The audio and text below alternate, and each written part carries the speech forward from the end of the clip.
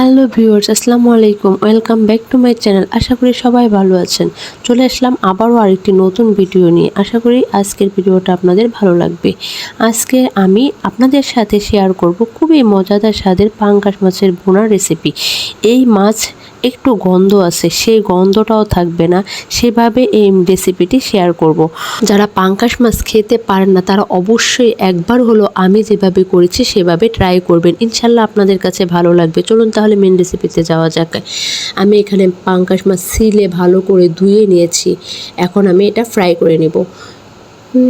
Fry করার জন্য আমি এখানে সামান্য একটু হলুদ গুঁড়ো, সামান্য একটু মরিচ গুঁড়ো এবং স্বাদ মতো লবণটা স্কিপ হয়ে গিয়েছে, আর চাট মশলা দিয়ে আর সামান্য একটু তেল দিয়ে আমি ভালো করে মিক্সড করে নেব।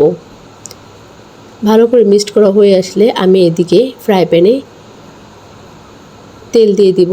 তেল গরম হয়ে আসলে আমি এক এক করে সবগুলো মাছ দিয়ে দিব। সবগুলো মাছ ভেজে নেব।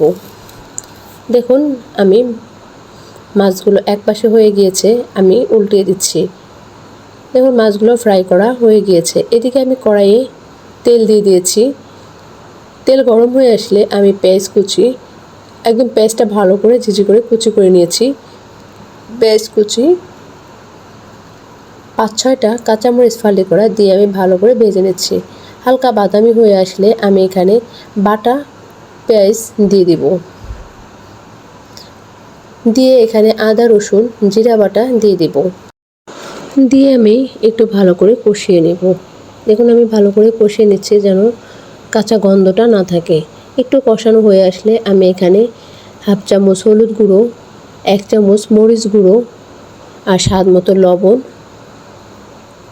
দিয়ে আমি ভালো করে নেড়েচেড়ে কষিয়ে নেব। দেখুন আমি ভালো করে কষিয়ে নিচ্ছি। আমি এমনভাবে কষাবো যেন কষাতে কষাতে মশলার উপর তেল ভেসে ওঠে। দেখুন আমার কষানো হয়ে আসছে, মশলার উপর হালকা তেল ভেসে উঠেছে।